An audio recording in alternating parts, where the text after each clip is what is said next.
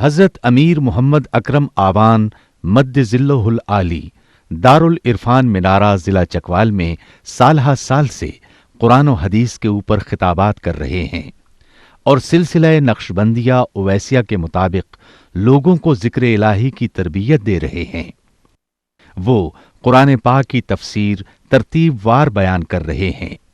تفسیر قرآن کو وہ موجودہ ملکی اور بین الاقوامی حالات کے مطابق بیان کرتے ہیں۔ موٹر وے سے کلر کہار کے انٹرچینج سے نکلتے ہوئے کلر کہار کی جھیل سے ہوتے ہوئے میانی، بوچھال اور نورپور سے گزرتے ہوئے دارالعرفان منارہ پہنچ سکتے ہیں۔ حضرت امیر محمد اکرم آوان نے بچیوں اور بچوں کی دینی اور دنیاوی تعلیم کے لیے سقارہ اکیڈمی کے نام سے ایک درسگاہ بھی قائم کی ہے، جس کا افتتاح ملک پاکستان کے صدر جنرل محمد ضیاء الحق نے اپنے دست مبارک سے کیا تھا۔ وہ تمام احباب جو اسلام کی طلب رکھتے ہیں ان سے گزارش ہے کہ دارالعرفان منارہ ضلع چکوال میں امیر محمد اکرم آوان صاحب کے خطابات سے مستفید ہوں۔ وہ ہر جمعے کو نماز سے پہلے بیان فرماتے ہیں۔ ہر ماہ کی پہلی اتوار کو ماہانہ اجتماع ہوتا ہے جس میں آپ خصوصی خطاب فرماتے ہیں اور پاکستان کے چاروں صوبوں سے احباب اس اجتماع میں شرکت کرتے ہیں۔ اس کے علاوہ یہاں سال میں 2 مرکزی اجتماعات بھی ہوتے ہیں، ایک رمضان المبارک میں اعتکاف کا اجتماع اور دوسرا جولائی اور اگست میں 40 دن کا اجتماع ہوتا ہے جس میں روحانی تربیت کی جاتی ہے۔ اپنا خون سیماب دے کر اتنا ہم کر جائیں گے، نام آقا کا چمن میں پھر رقم کر جائیں گے۔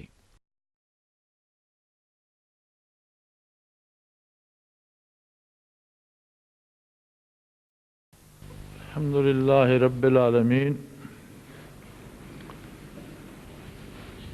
والصلاة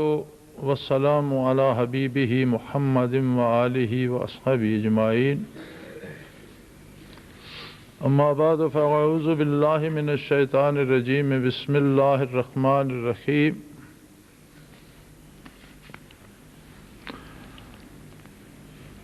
عن ثوبان مولا رسول اللہ صلی اللہ علیہ وسلم قال قال رسول اللہ صلی اللہ علیہ وسلم اصابتان من امتی اعرضهم اللہ من النار، اصابتا تغضب الہند واصابتا تکون مواعیث ابن مریم علیہم السلام، او کما قال رسول اللہ صلی اللہ علیہ وسلم۔ عن ابی ہریرہ رضی اللہ تعالی عنہ قال وعدنا رسول اللہ صلی اللہ علیہ وسلم غزوة الہند، فإن أدركتها أنفق فيها نفسي ومالي، فإن أقتل كنت من أفضل الشهداء، فإن أرجع فأنا أبو هريرة المحرر۔ نسائی صفحہ 63، جلد 2، کتاب الجہاد، غزوة الہند۔ اللہم سبحانک لا علم لنا الا ما علمتنا انک انت العلیم الحکیم۔ مولا یا صلی وسلم دائما ابدا علی حبیبک من زانت بہ الاسر۔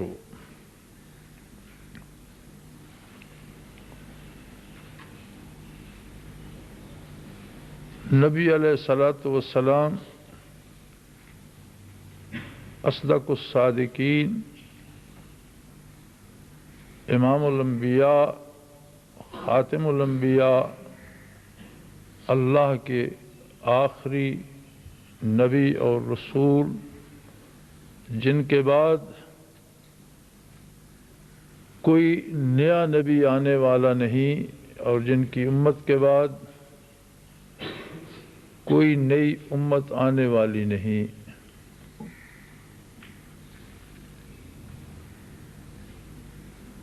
آپ صلی اللہ تعالی علیہ وآلہ آلہ وسلم نے بہت سے پیش آنے والے واقعات و حالات کا تجزیہ فرمایا، اس لیے کہ یہ سب آپ صلی اللہ علیہ وسلم کی امت سے متعلق تھے۔ آپ صلی اللہ علیہ وآلہ وسلم نے جو احکام اور جو طریقے عبادت عطا فرمائے جب تک سورج طلوع و غروب ہو رہا ہے، احکام بھی وہی ہیں اور طریقہ عبادت بھی وہی، مشرق میں ہوں یا مغرب میں، شمال میں ہوں یا جنوب میں، دنیا کی کوئی قوم، دنیا کا کوئی فرد، دنیا کا کوئی بشر اس سے بالا تر نہیں ہے، سب کے لیے وہی ایک اصول ہے۔ اور یہ کمال کی بات ہے کہ یہ احکام خالق کائنات کے ہیں، اس لیے ان میں ایسا توازن ہے کہ رنگ، قد، شکل، گفتگو، عادات و اطوار اور اغذیہ کے اختلاف کے باوجود،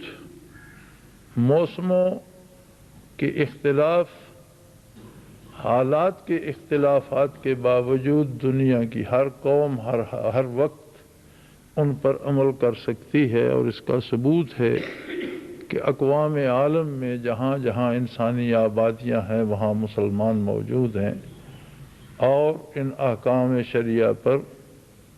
اللہ کے بندے عمل کرنے والے بھی موجود ہیں۔ ان احکام کے اللہ کی جانب سے ہونے کے لیے یہی دلیل کافی ہے کہ ان میں ایسا توازن ہے کہ بے شمار اختلافات کے باوجود ان پر یکساں عمل ممکن ہے۔ نبی علیہ الصلوۃ والسلام نے خبر دی کہ میری امت کے آخر حصے میں دو جماعتیں ایسی ہوں گی جو بلا حساب جنت میں داخل ہوں گی اور جو دوزخ سے محفوظ قرار دی جائیں گی۔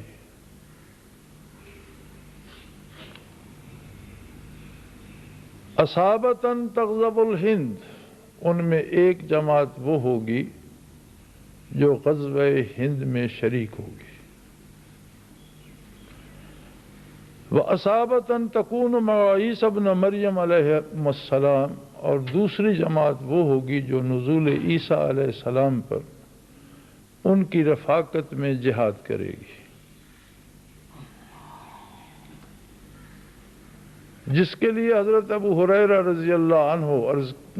دعا کیا کرتے تھے اور فرمایا کرتے تھے، ابو ہریرہ رضی اللہ عنہ قال وعدنا رسول اللہ صلی اللہ علیہ وسلم غزوۃ الہند۔ حضرت ابی ہریرہ رضی اللہ عنہ کے نزدیک آپ کا ارشاد محض خبر نہیں، وعدہ رسول ہے۔ وہ فرماتے تھے کہ نبی علیہ الصلوۃ والسلام نے ہمارے ساتھ جہاد ہند کا وعدہ فرمایا ہے، فَإِنْ أَدْرَكْتُهَا، اگر میں غزوۃ الہند کو پالوں، أَنْفَقَ فِيهَا نفسی و مالی، میں اپنا مال اپنی جان اس پہ نچھاور کر دوں، فَإِنْ أُقْتَلْ، اگر اس میں شہید ہو جاؤں، قتل ہو جاؤں، كُنْتُ مِنْ أَفْضَلِ الشُّهَدَاء، تو میرا افضل شہداء میں شمار ہوگا۔ فَإِنْ أَرْجِعْ، اور اگر میں اس سے زندہ واپس آ جاؤں، فَأَنَا أَبُو هُرَيْرَةَ الْمُحَرَّرُ، تو لوگ کہیں گے یہ ابو ہریرہ وہ ہے جو دوزخ سے آزاد ہے۔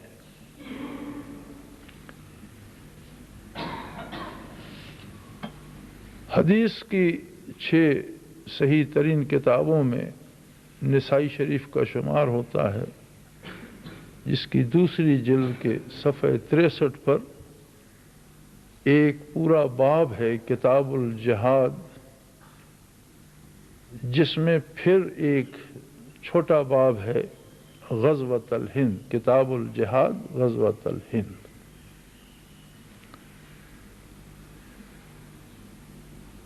اس میں یہ دونوں حدیثیں موجود ہیں۔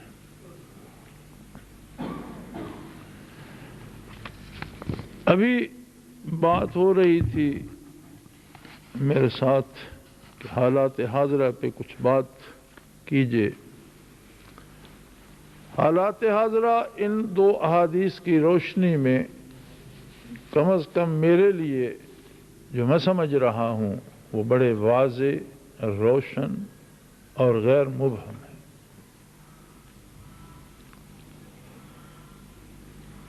جو کچھ افغانستان پہ بیتی اس کے پیچھے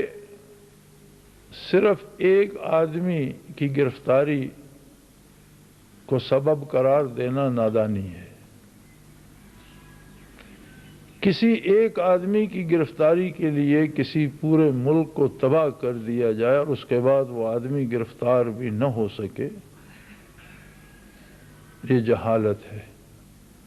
افغانستان پر جو قیامت ٹوٹی اس کے اسباب میرے نزدیک دو ہیں۔ سب سے پہلا اور بڑا سبب یہ ہے کہ روئے زمین پر خلافت اسلامی کا قیام، جو مغرب کو کسی صورت گوارا نہیں ہے۔ حدود شرعی کا قیام، معاشرے میں احکام شریعت کا اجرا، اور کوئی ایسا معاشرہ متشکل ہو جائے جو اسلام کے اصول کے مطابق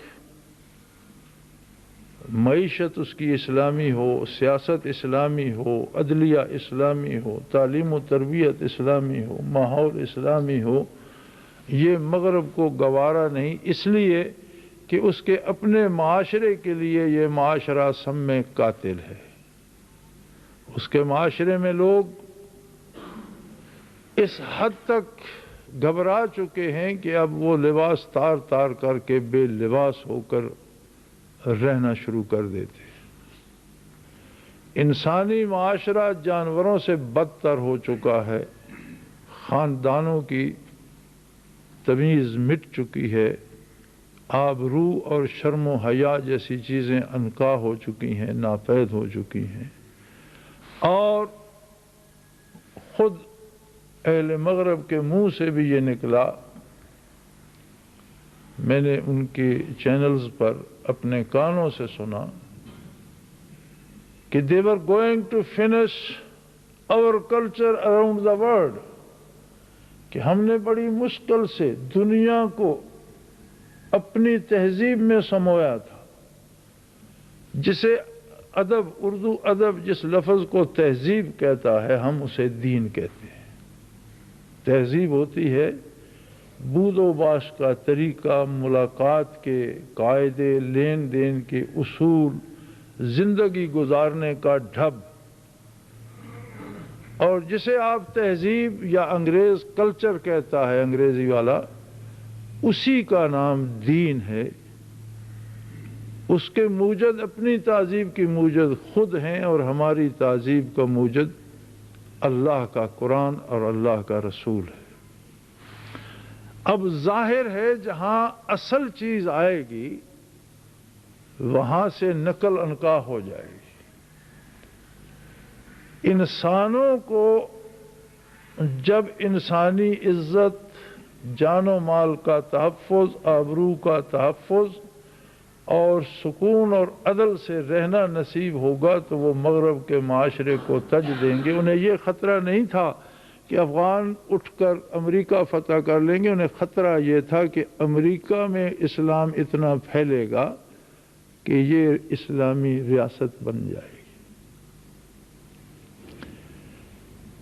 اس خطرے کو بھی انہیں دور کرنا تھا، اور دوسری وجہ مادی تھی، اور وہ یہ تھی کہ آئندہ کچھ عرصے میں مشرق وسطیٰ کے تیل کے ذخائر آدھے رہ جائیں گے، اور امریکہ اور یورپ کی تیل کی ضرورتیں دو چند ہو جائیں گی۔ ذخائر نصف ہو جائیں گے اور ضرورتیں دو چند ہو جائیں گی۔ اب جو محفوظ ذخائر ہیں تیل اور گیس کے، ان کا زیادہ تر حصہ شمالی افغانستان میں موجود ہے اور روس سے نو آزاد مسلم ریاستوں میں موجود ہے، جس کے لیے امریکہ نے یہ سارا تکلف کیا ہے اور اتنا بوجھ برداشت کیا ہے کہ اربوں ڈالر اس نے روزانہ کی بمبارڈمنٹ پہ خرچ کیے ہیں اور ایک عالم کو تباہ و برباد کر دیا ہے۔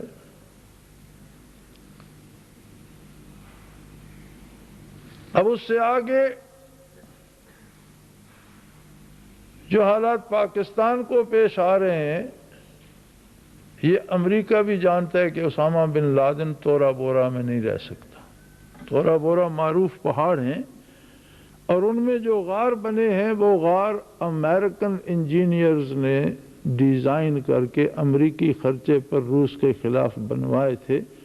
جس کا نقشہ اور جس کی تصویریں امریکہ ٹیلی ویژن پر بارہا دکھا چکا ہے۔ اگر اسامہ کو امریکہ سے بھاگنا ہے تو کیا وہ امریکہ کے بنائے ہوئے غاروں میں پناہ لے گا؟ تو پھر امریکہ اس پہ سر کیوں پٹک رہا ہے؟ پھر اس کی جستجو کیوں شروع کر دیتا ہے؟ اس لیے کہ اسی نام کے حوالے سے وہ پاکستان کے شمالی پہاڑوں میں داخل ہونا چاہتا ہے۔ اسامہ کی تلاش انہی پہاڑوں کے راستے شمالی علاقے میں جائے گی، اور جب تک ہمالیہ کی بلندیوں پر امریکہ کا بیس نہیں بن جاتا،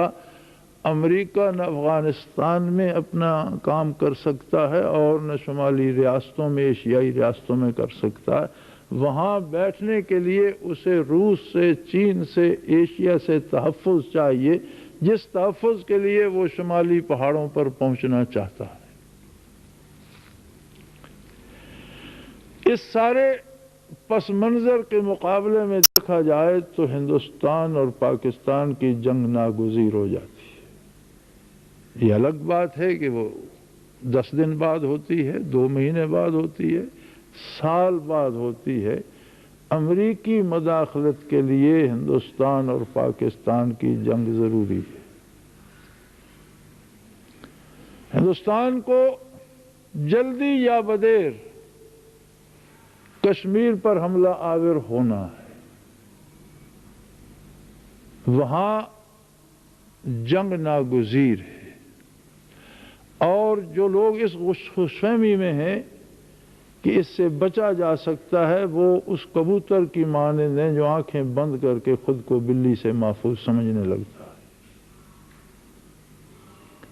یہ جنگ اس لیے ناگزیر ہے کہ اگر پاکستان اور ہندوستان میں جنگ نہیں ہوتی تو امریکہ کا داخلہ اس آسانی سے ممکن نہیں جس آسانی سے اس جنگ کے حوالے سے وہ مداخلت کر سکتا ہے۔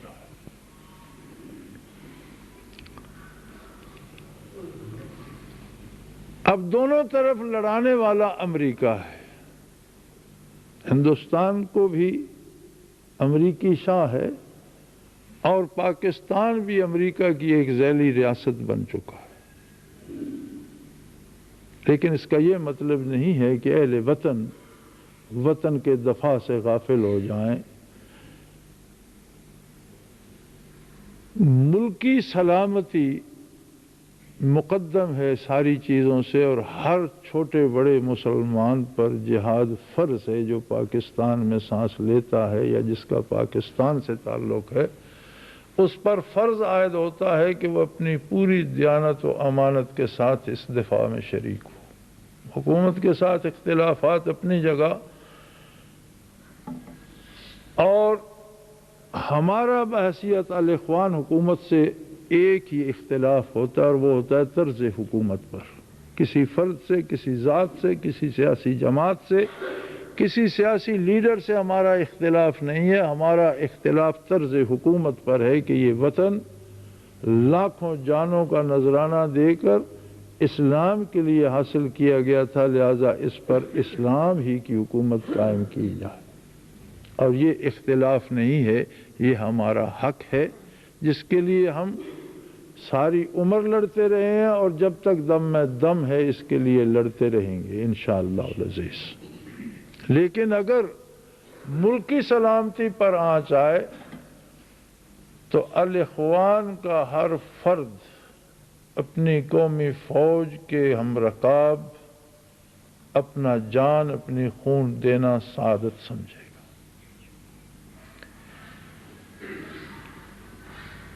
اگر یہ سمجھ لیا جائے کہ امریکہ نے افغانستان فتح کر لیا تو یہ وہ مفروضہ ہے جو جہالت پر مبنی ہے۔ امریکہ نے ظلماً بے شمار مخلوق تحقیق کر دی، بے شمار خاندان اجاڑ دیے، بے شمار گاؤں خاک میں ملا دیے، بچے بوڑھے مرد عورتیں آتش و آہن کی بارش میں جھونک دیے۔ اگر امریکہ پر دہشت گردی ہوئی تھی، اگر کچھ 100 امریکی مارے گئے تھے، تو ان کے مارے جانے کا ہمیں بھی دکھ ہے کہ کسی بے قصور انسان کو، کسی عام شہری کو مارنا، جس کا کوئی کسی جنگ میں حصہ نہ ہو، اس کو مارنے کی اجازت اسلام نہیں دیتا اور اسے دہشت گردی قرار دیتا ہے۔ لیکن اس کا یہ مطلب نہیں ہے کہ اگر چند 100 امریکی مرے ہیں تو لاکھوں مسلمانوں کو، جنہیں امریکہ کا نام نہیں آتا، جن کے ذہن میں امریکہ کا کوئی تصور نہیں ہے، انہیں بھی تہہ کر دیا جائے اور ظلماً قتل کر دیا جائے۔ پھر سارے ایکارڈ، یہ جنیوا ایکارڈ ہے اور یہ فلاں ہے اور قیدیوں کے ساتھ یہ سلوک، کیا جنیوا ایکارڈ میں یہی ہے کہ قیدیوں کو بڑے بڑے ان ٹرکوں میں بند کر کے ان کا دم سانس روک کر مار دیا جائے؟ کیا جنیوا ایکارڈ یہی ہے کہ جنگی قیدیوں پر ہوائی حملے کیے جائیں اور ان کی لاشوں کے پرخچے اڑا دیے جائیں؟ کوئی اصول، کوئی ضابطہ اس جنگ میں نہیں ہے۔ لیکن اس سے امریکہ کو فتح نہیں ہوئی، اس لیے کہ اب بھی صرف ایک کابل کے شہر کے باہر نہ کوئی امریکی نکل سکتا ہے اور نہ افغان نئی حکومت نکل سکتی۔ امریکی اور برطانوی ساری فوجوں کی طاقت ایک شہر پر مرتکز ہے اور اسی ایک شہر کو بار بار ٹیلی ویژن پہ دکھایا جا رہا ہے، جبکہ پورا ملک وسیع پڑا ہے اور جس میں انشاءاللہ اس قتل عام کا رد عمل، جذبہ جہاد، قیام خلافت اسلامیہ کی امنگیں کروٹیں لے رہی ہیں اور جسے ابھی امریکی فوجیوں اور برطانوی فوجیوں کو فیس کرنا ہے، جو سامنے آ رہا ہے۔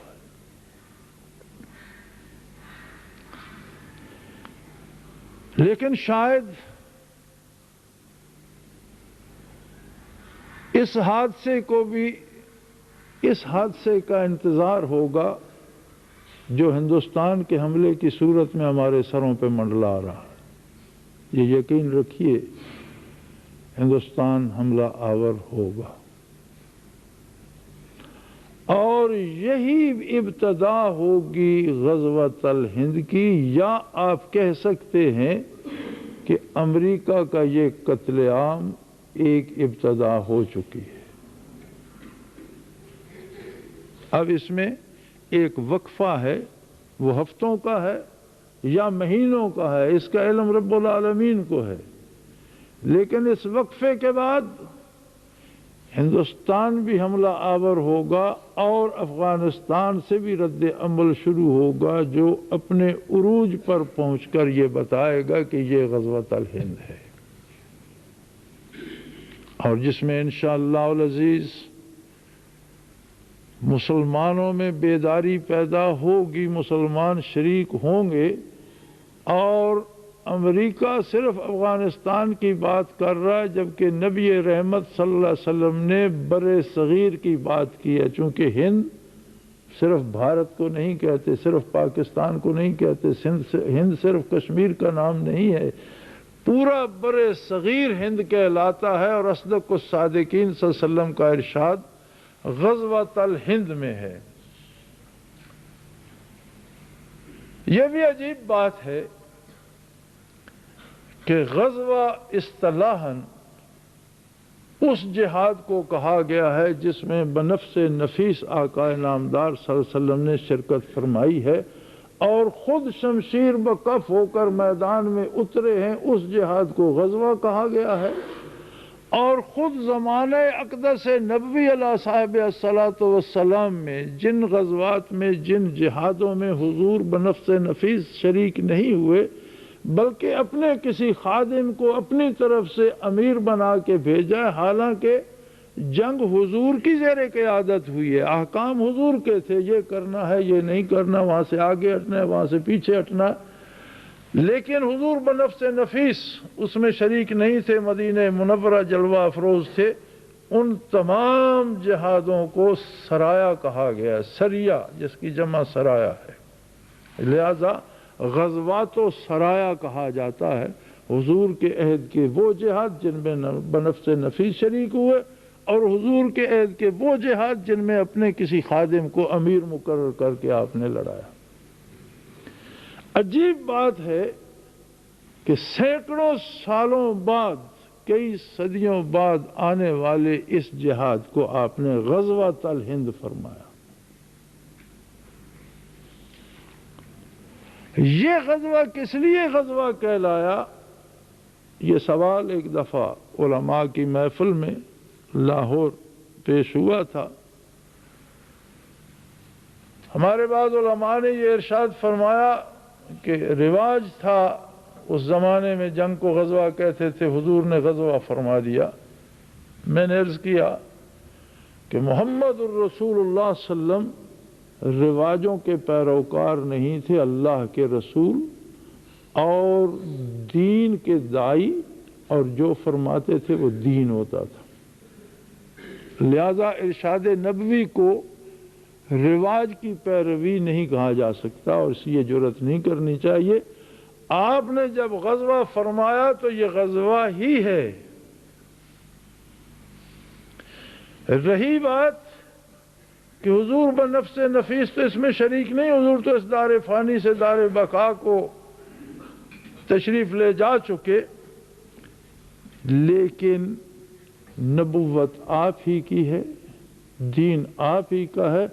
اور اس جہاد میں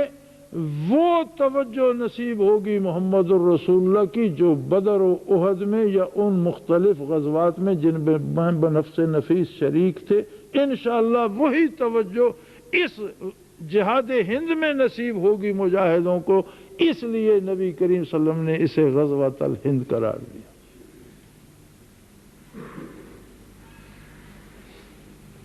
یہ غزوۃ الہند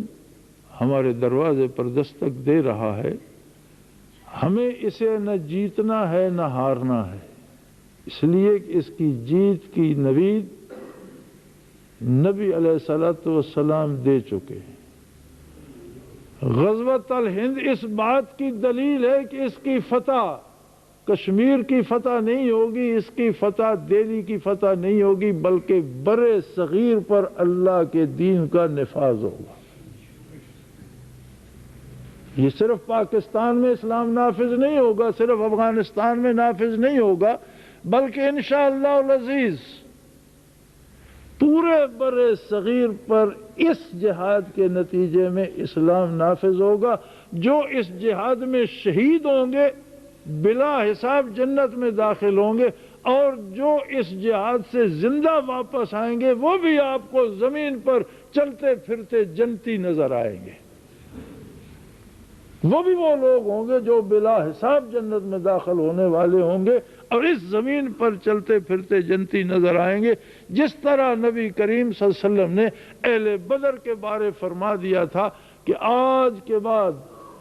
بدر میں شریک ہونے والے جو جی چاہے کریں، جنت ان کے لیے مقرر ہوگی۔ اور اس پر محدثین کرام نے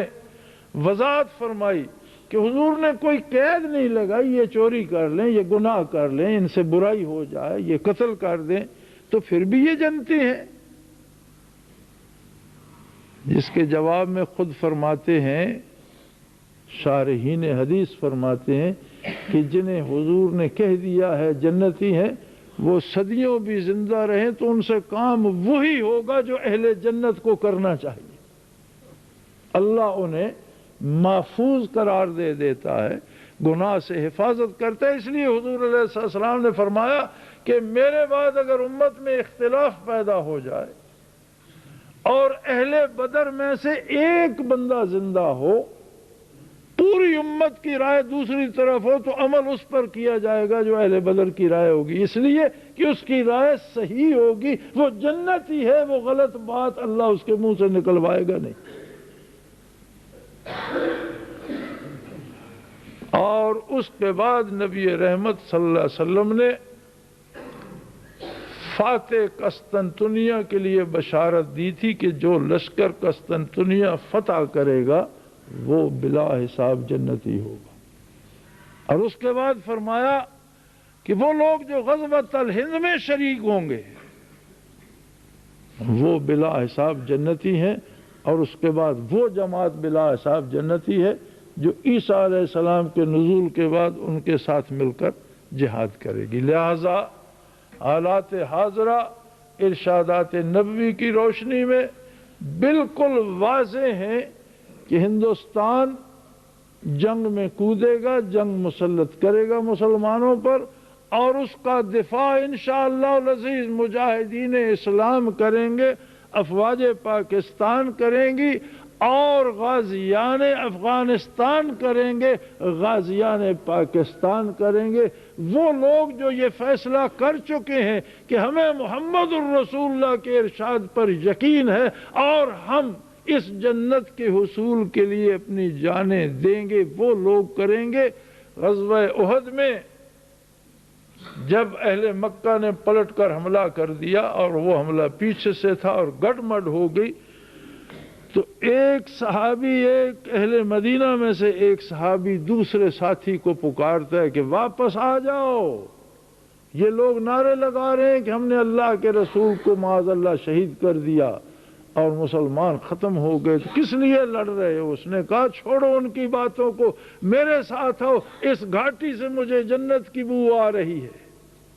یہاں جنت پڑی ہے، ادھر آؤ میرے ساتھ آؤ، اور پھر وہ اسی وادی میں شہید ہو گیا۔ جس طرح جنتیں تب لٹی تھیں اس کے بعد جنت اب لٹ رہی ہے، اور اسے روکنا نہ حکومت کے بس میں ہے، نہ میرے بس میں ہے، نہ آپ کے اختیار میں ہے، اور نہ ہندوستانیوں کے اختیار میں ہے، اس لیے کہ یہ غزوۃ الہند بنے گا تب ہی جب ہندوستان بھی اس میں کودے گا، جس کے لیے ہندوستان پوری طرح تیار ہے۔ سبب کوئی بھی بن جائے، بہانہ کوئی بھی بن جائے، وہ اسمبلی پہ حملے کا بہانہ ہے یا شاہی قلعے پہ حملے کا بہانہ ہے، یا ہو سکتا ہے اس کے بعد کوئی اور اس سے بڑا حادثہ ہو جائے، کیونکہ یہ دونوں حادثے بھی ہندوستان نے پلانڈ طریقے سے کروائے ہیں، یہ مجاہدین نے نہیں کیے۔ اگر مجاہدین ہوتے تو کسی ہندو لیڈر کو بھی مارتے، سپاہیوں کے ساتھ ہی تو نہیں لڑنا تھا، مارنے والے بھی ان کے تھے، مرنے والے بھی ان کے تھے، خود 4-5 بندے پکڑ کر لے گئے، انہیں گولی مروا دی، کا اسمبلی پہ حملہ ہو گیا، اس لیے کہ وہ ایک جواز چاہتے تھے۔ اور اب اس کا بودا پن ظاہر ہو رہا ہے، یہ بھی ہو سکتا ہے کہ کل کو کوئی اور ڈرامہ کریں اور اس میں کوئی اپنا لیڈر ہی مروا دیں، ہو سکتا ہے، کچھ بھی ہو، نتیجہ یہ ہوگا کہ شمالی علاقہ جات میں اور کشمیر پر ہندوستان حملہ آور ہوگا، ادھر امریکہ پہلے حملہ آور ہو چکا ہے، جس کے رد عمل میں نہ صرف پاک فوج، پاکستانی مسلمان بلکہ افغان بھی اٹھ کھڑے ہوں گے، اور تمام مسلمان مل کر اس غزوہ ہند میں شریک ہو جائیں گے، جس کا نتیجہ بڑی قربانیوں کے بعد مسلمانوں کے حق میں ہوگا۔ مٹھائی کی طرح یہ نہیں کھایا جائے گا، اس میں بے شمار لوگ شہادت سے سرفراز ہوں گے، بے شمار لوگ ایسے ہوں گے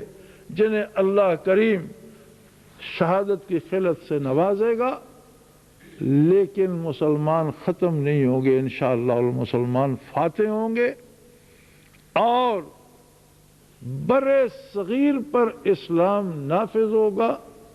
اور یہ بھی یاد رکھیں، امریکی ریاستیں تھوڑے عرصے بعد ہی جواب دے دیں گی، اس جنگ کے اخراجات امریکہ کی ریاستوں کو الگ الگ کرنے پہ مجبور کر دیں گے۔ ابھی انہیں امید ہے کہ ہم افغانستان سے زیر زمین دولت نکال لیں گے، ابھی انہیں امید ہے کہ ہم ایشیا وسط ایشیائی ریاستوں سے دولت حاصل کر لیں گے، لیکن اس جنگ کی ابتدا جب انہیں نا امید کر دے گی کہ اب وہاں سے آنے والا کچھ نہیں، ریاستیں الگ ہو جائیں گی۔ انشاءاللہ العزیز امریکہ کا نام تاریخ میں تو ہوگا، زمین پر نہیں ہوگا۔ آنے والا وقت بتائے گا، لوگ کتابوں میں پڑھیں گے کہ یونائیٹڈ اسٹیٹس آف امریکہ ہوا کرتی تھیں۔ انشاءاللہ ہمارے بچے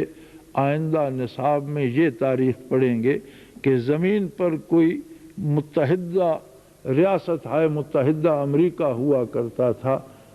اس کی ہر ریاست الگ ہو جائے گی اور امریکہ کا نام صفحہ ہستی سے مٹ جائے گا، اور یہ مٹنے کے لیے ابھر رہا ہے۔ یہ چراغ کی وہ لو ہے جو بجھنے سے پہلے بھڑکا کرتی ہے۔ امریکہ کا یہ غیظ و غضب وہ ہے جو مرنے سے پہلے درندے کا ہوتا ہے۔ اور یہ سارے وہ حالات ہیں جنہیں کوئی پیشگوئی کہنے کی ضرورت نہیں ہے، جنہیں کوئی کشف و کرامت کہنے کی ضرورت نہیں ہے۔ کوئی بھی جسے حالات کا تجزیہ کرنے کا شعور اللہ نے دیا ہے، وہ ان حالات کی روشنی میں یہ سب کچھ دیکھ سکتا ہے۔ یہ روز روشن کی طرح واضح ہے۔ اب اس سب میں ہمارا کردار کیا اور ہم کس جگہ کھڑے ہیں، ہمارے اختیار میں کیا ہے؟ صرف ایک بات، فیصلہ ہمارے اختیار میں ہے کہ ہمیں کس کا ساتھ دینا ہے۔ یہ فیصلہ ہمارے اختیار میں ہے۔ فتح و شکست اس کے اختیار میں ہے۔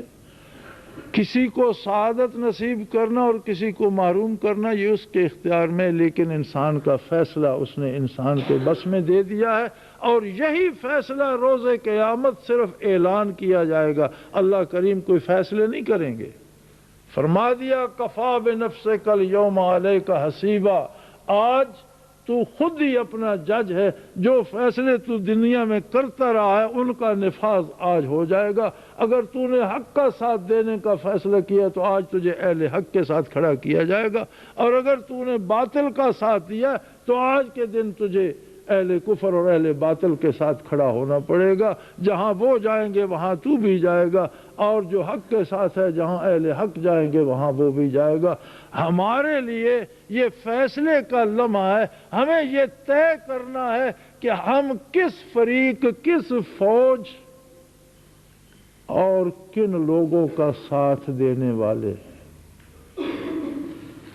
انشاءاللہ العزیز اللہ کی طرف سے سعادت حاصل کرنے کے لیے اور توفیق فیصلہ حاصل کرنے کے لیے میرے بھائیوں، اللہ کی عبادت کو مضبوط کر لو، فرائض کی ادائیگی پہ کاربند ہو جاؤ، اور خدا کے لیے حرام کھانا چھوڑ دو۔ حرام کا گوشت کبھی جنت میں نہیں جائے گا، اور حرام کھانے والوں کو اللہ شاید ڈر یہ ہے کہ حرام کھانے والوں کو شاید شہادت کی سعادت نصیب نہ ہو۔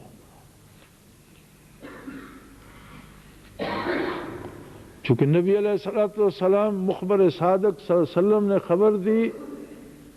کہ جو گوشت کا ٹکڑا نبت من السحت، گوشت کا جو ٹکڑا حرام سے بنے گا،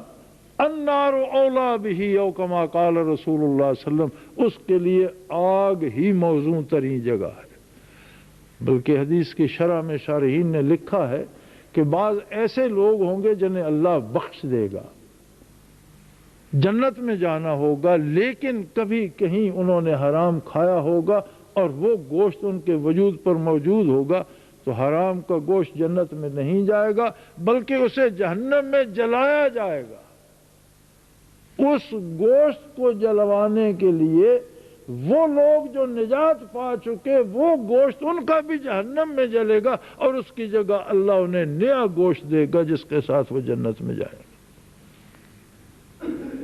کیونکہ جو وجود کا حصہ حرام سے بنے گا وہ جنت میں نہیں جائے گا۔ لہذا حکومت نے اگر سود بند نہیں کیا تو والنٹریلی سود کھانا چھوڑ دو، حرام کھانا چھوڑ دو، دوسروں کے مال پہ نظر نہ رکھو، مزدوری کر کے حلال کما کے تھوڑا کھا لو، روکھا کھا لو لیکن حلال کھاؤ۔ اور جھوٹ سننا چھوڑ دو، جھوٹ بولنے کا دور کی بات ہے۔ یہ جو ہماری بیکار محافل اور فضول بحثیں ہوتی ہیں اور جن میں جھوٹ ہی جھوٹ بولا جاتا ہے، بنی اسرائیل کی ایک قوم تباہ ہوئی تھی جس کے لیے اللہ کریم نے فرمایا کہ ان کی تباہی آسمانوں سے ان پہ عذاب اس لیے آیا تھا کہ ان کے دو کام جو تھے وہ بڑے ناپسندیدہ تھے۔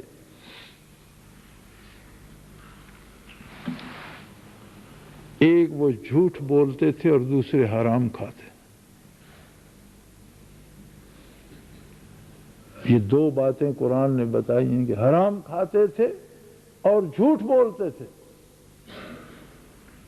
جھوٹ سنتے تھے۔ وَسَمَّاعُونَ لِلْكَذِبِ اَكَّالُونَ لِلسُّحْتِ وَسَمَّاعُونَ لِلْكَذِبِ، بولتے نہیں تھے، جھوٹ سنتے تھے۔ دو باتیں قرآن نے بتائی ہیں، اکالون من السحت، ناجائز مال کھاتے تھے، وسماعون للکذب، اور جھوٹ سنا کرتے، جھوٹ سننا پسند کرتے تھے۔ یہ جسے آپ گپ شپ کہتے ہیں، جسے آپ ہوٹل پر بیٹھ کر سیاسی گفتگو کہتے ہیں، یہ سارا جھوٹ سننا بھی سعادت ازلی سے محروم کر دیتا ہے، جھوٹ بولنا تو پھر بہت خطرناک بات ہو گئی۔ لہذا جسے یہ توقع ہے کہ اللہ اس پر رحم کرے، جو یہ چاہتا ہے کہ اللہ اسے افضل الشہداء میں شامل کر لے، یا جو چاہتا ہے کہ اللہ اسے دوزخ سے آزاد لوگوں میں زندہ رکھے، خدا کے لیے جھوٹ سننے سے بچو۔ جھوٹ بولنا تو دور کی بات ہے، جھوٹ بولنے سے بچو، جھوٹ سننے سے بچو۔ اللہ کے فرائض پر کاربند ہو جاؤ، محمد الرسول اللہ صلی اللہ علیہ وسلم کی پیروی کو اپنا شعار بنا لو کہ خدا آسمان سے مخلوق اتارنے والا نہیں ہے، اسی مخلوق سے ایسے سعادت مند بندے پیدا کرنے والا ہے جو اس عظیم جہاد میں شریک ہو کر ازلی سعادتوں سے بہرور ہوں گے۔ اپنی ٹانگیں زیادہ نہ پسارو کہ جنگ یقیناً ہونے والی ہے۔ اپنی تیاری جہاد کی کرو، اور جہاد کی تیاری کے لیے اطاعت الہی شرط ہے، احکام شرعی کی بجا آوری شرط ہے، محمد الرسول اللہ صلی اللہ علیہ وسلم کی پیروی شرط ہے، اور بڑا آسان سا نسخہ ہے، زیادہ سے زیادہ درود شریف پڑھتے رہا کرو، تمہیں اللہ کے نبی سے محبت پیدا ہو جائے گی۔ یہ وہ منزل ہے جو اور کسی راستے سے پائی نہیں جا سکتی۔ چلتے پھرتے اٹھتے بیٹھتے درود شریف کو اختیار کر لو، یہ لمحہ قیامت کا ہے، یہ انقلاب کی گھڑی ہے، اور انقلاب کا پہیہ جب گردش کرتا ہے تو لاکھوں نہیں کروڑوں لوگ کچلے جاتے ہیں، اور لاکھوں نہیں کروڑوں لوگ سر بلند ہو جاتے ہیں، بلندیوں پہ پہنچ جاتے ہیں۔ اللہ کریم ہمیں اس سے کچلے جانے سے محفوظ رکھے اور سعادتوں سے بہرور کر کے سعادتوں کی بلندیوں پہ فروزاں کر دے۔ اپنی مال اور جان کو اس طرح پاکیزہ کرو کہ اللہ اسے قبول کر لے، اور کوشش کرو، ہماری کوشش یہ ہے کہ ہمارا دل یہ فیصلہ کرے کہ مجھے اللہ و اللہ کے رسول اور اللہ کے بندوں کا ساتھ دینا ہے۔ اس بات سے مت گھبراؤ کہ افغانستان میں بے شمار لوگ مارے گئے جنہیں اللہ نے شہادت کی سعادت نصیب کرنا تھی، وہ سرفراز ہوئے، اور مارے قاتل جائیں گے، اور بہت قریب اور بہت جلد مارے جائیں گے۔ بے فکر ہو کر رہو، انشاءاللہ العزیز اتنی عظیم جنگ ہوگی جس کے بعد صدیوں جنگ کا لوگ نام بھول جائیں گے، اور وہ امن آئے گا، شہادت اور شہداء کے خون کے صدقے زمین پر وہ امن آئے گا کہ لوگ پھر سے یاد کریں گے کہ معاشرہ انسانی یہ ہوتا ہے، اور اس میں وہ امن آئے گا جس میں اہل جنت رہا کریں گے انشاءاللہ العزیز۔ لیکن اس امن کو لانے کے لیے ہمیں قربانیاں دینا ہوں گی، ہمیں قربان ہونا ہوگا، ہماری آئندہ نسلیں اس پرفضا چمن میں اللہ کی رحمتوں کے سائے میں اللہ کی یاد میں سکون سے رہ سکیں، اس کے لیے ہمیں اپنی جانیں دینا ہوں گی، اپنا خون نچھاور کرنا ہوگا، اپنی ہڈیوں کے ڈھانچوں پر سے لوہے کے ٹینکوں کو گزارنا ہوگا اور اپنے سینے توپوں اور ہوائی بموں کے ٹکڑوں سے چھلنی کرنے ہوں گے، اور یہ جرت اللہ ہمیں نصیب کرے، انشاءاللہ ہم یہ قربانی دیں گے۔